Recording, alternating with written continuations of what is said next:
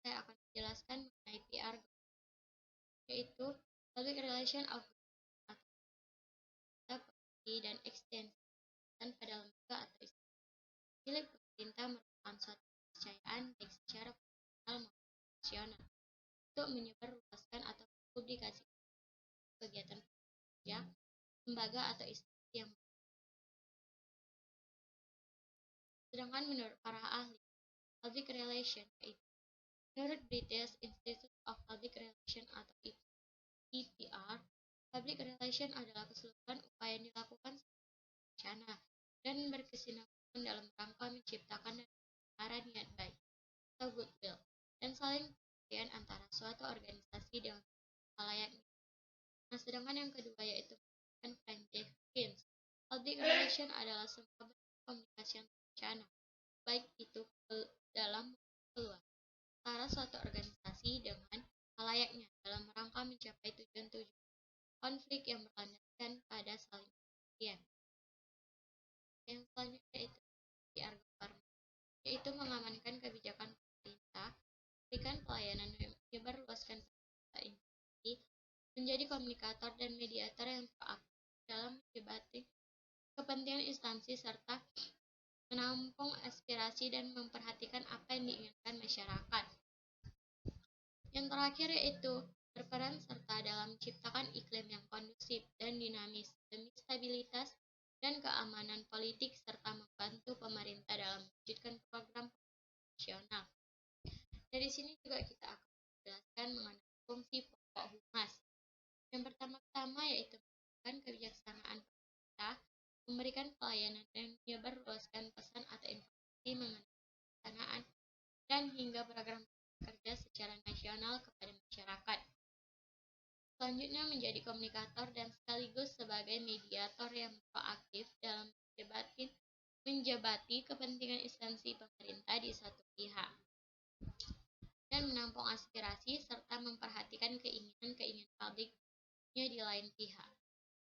Yang terakhir yaitu berperan serta dalam menciptakan iklim yang produktif dan dinamis demi mengamankan stabilitas dan keamanan politik nasional baik jangka pendek jangka panjang.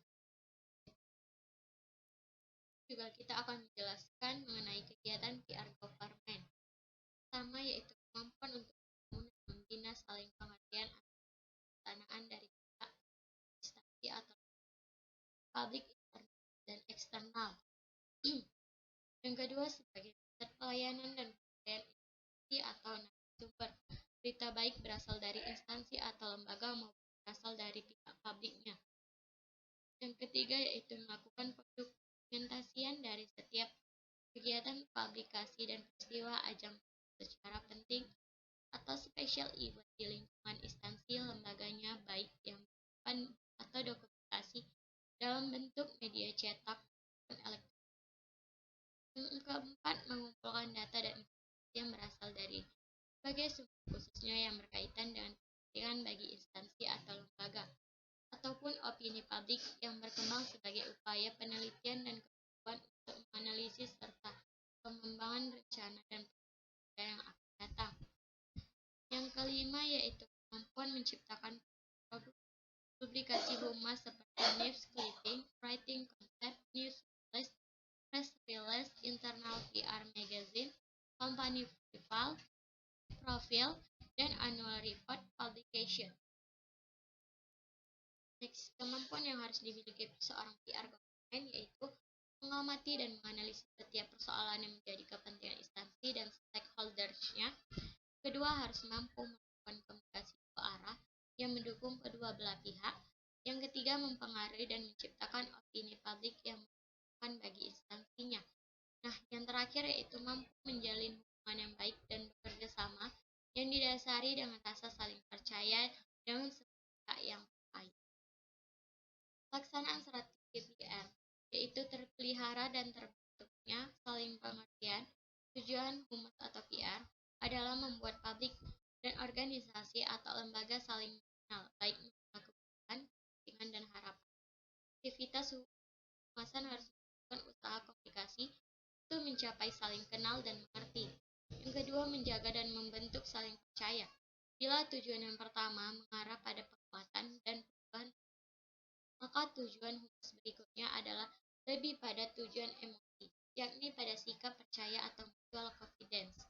Yang terakhir yaitu memelihara dan menciptakan kebersamaan. Di sini juga kita akan memberitahukan 3 fungsi PR government dengan pemerintah. Pertama yaitu fungsi prediksi. Nah, fungsi prediksi atau predictable adalah hubungan ini dapat digunakan untuk memprediksi tentang kebijakan pemerintah hubungannya dengan keuangan. Yang kedua, hitungan atau accountable. Hitungan atau accountable adalah kondisi perusahaan harus dipertanggungjawabkan. Kebijakan perusahaan mengenai pajak, insentif, pengetahuan, dan lain sebagainya sangat menentukan perusahaan. Yang ketiga, legislatif, yaitu terkait dengan peraturan perundang-undangan.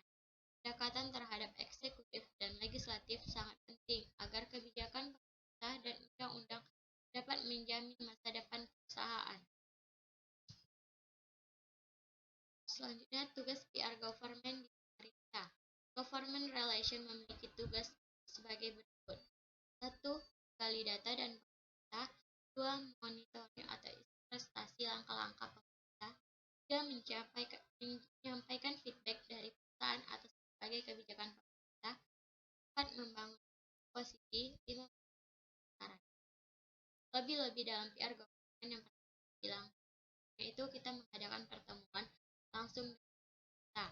Nah, yang kedua grassroots lobbying, yang artinya itu melibatkan masyarakat atau massa untuk melakukan proses lobbying, yaitu kita memberikan argumen atau pengertian kepada pemerintah bahwa perusahaan itu memiliki hubungan atau kepentingan dengan publik atau masyarakat. Terakhir yaitu political action committees, artinya itu melibatkan masyarakat atau massa dan adanya kepentingan. Kita juga akan menjelaskan proses berpikir PR government. Contohnya itu PT Perusahaan Gas Negara Persero Jakarta, kemudian masuk ke DKI, Jakarta sebagai role model kota gas di Indonesia. Lalu masuk proses government relation. Kemudian kita masuk ke strategi yang dilakukan, kemudian melakukan lobby dan negosiasi. Sekianlah dari penjelasan saya mengenai PR government. Jika ada salah kata saya mohon maaf.